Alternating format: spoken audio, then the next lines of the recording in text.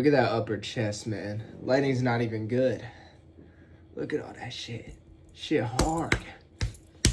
Oh. What's up, guys? Another day, another dollar. We got some crazy unemployed news today. That being said, feel free to skip as always, but welcome to today's unemployed news section.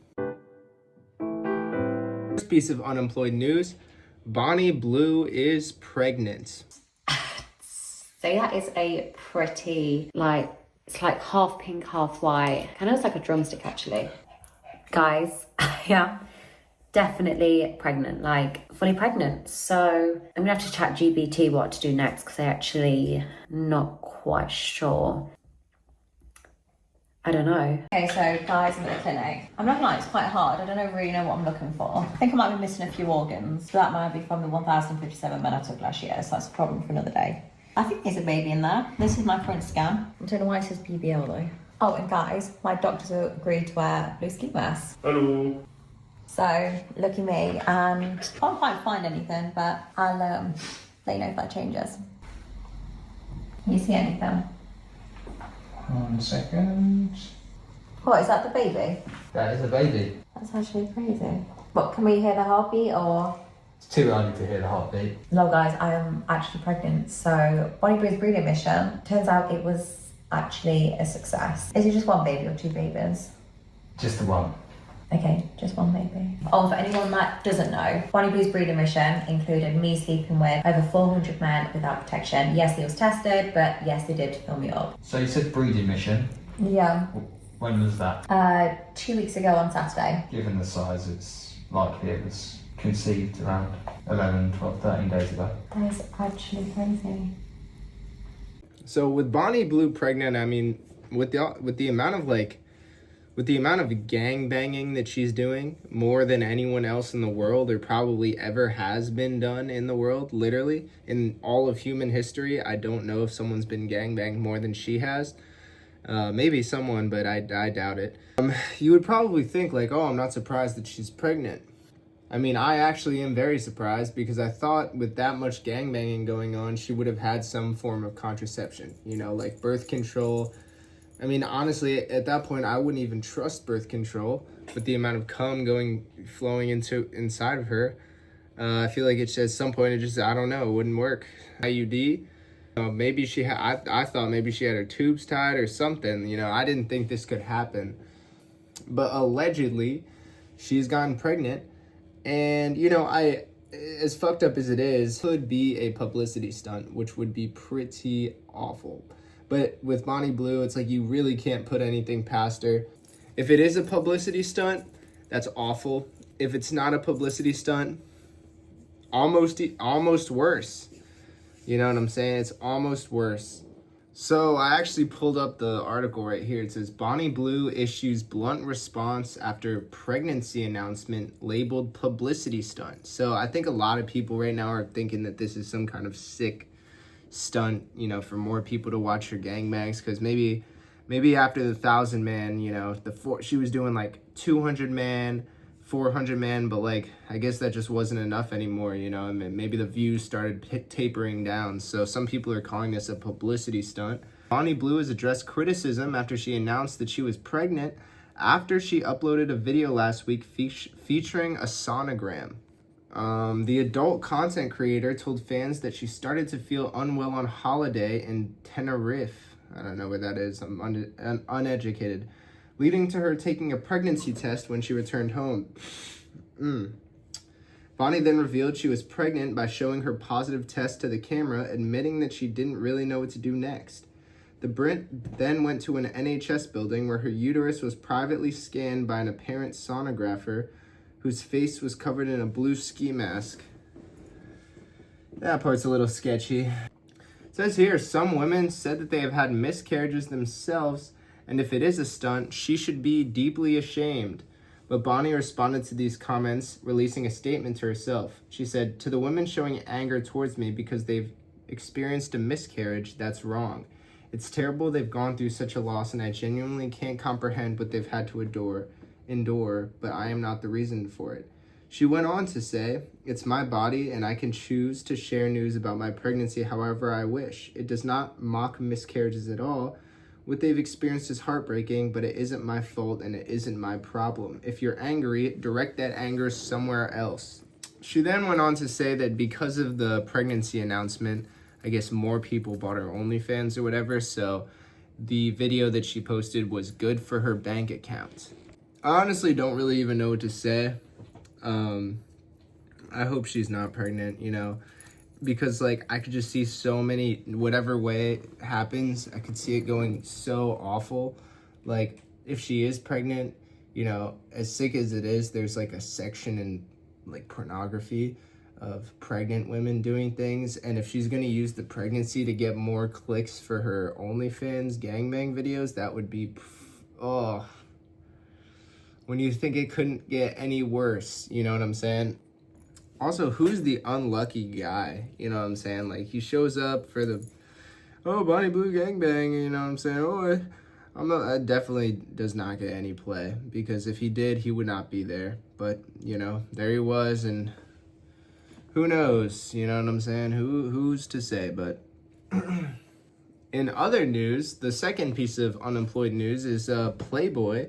They made a post. At first, one of my friends was like, "Oh, Clav got sponsored by Playboy." I was like, "Oh, that's cool." Like, you know, I wasn't really that surprised. He's really famous and stuff. Turns out that wasn't the case. Playboy made an Instagram slideshow post basically calling Clav gay. I think what they said was homoerotic, and then explaining why they think he's gay. I don't know, crazy slideshow from Playboy. But that concludes today's unemployed news segment. I hope you guys enjoyed. I got a pretty basic one, first email. My girlfriend can't finish. Hey, Horsemeet, my girlfriend can't finish during sex. She's never been able to in her life, whether it was with someone else or alone. I try to talk to her to see if I can try anything she likes, but she's very closed off about it. She has zero belief she's going to be able to, so it's kind of hard even bringing up the subject. Why is she closed off to it? You're her boyfriend. Well, I mean, who am I to ask questions? But, you know, aren't you the sex person in her life? She doesn't want to tell you what she's into. That's kind of weird, unless she's into something so crazy that she doesn't even want to admit it to you. Maybe she just could only get off by pegging you. In a more selfish way, this kind of makes me question myself and is slowly breaking down my confidence. I get a lot of pressure from getting the other person off, and when it doesn't happen, I feel kind of bad about it. Yeah, I feel that. It's getting to the point where I initiate sex way less often. What can I do to stop feeling bad about myself? Is this like a medical thing? I feel like every human being, if they're functioning properly, can come. You know what I'm saying? Unless they're like, I don't know. You know, there's one thing you could try. If you really want to put it to the test to see if she can actually come or not, you can buy this thing. It might replace you.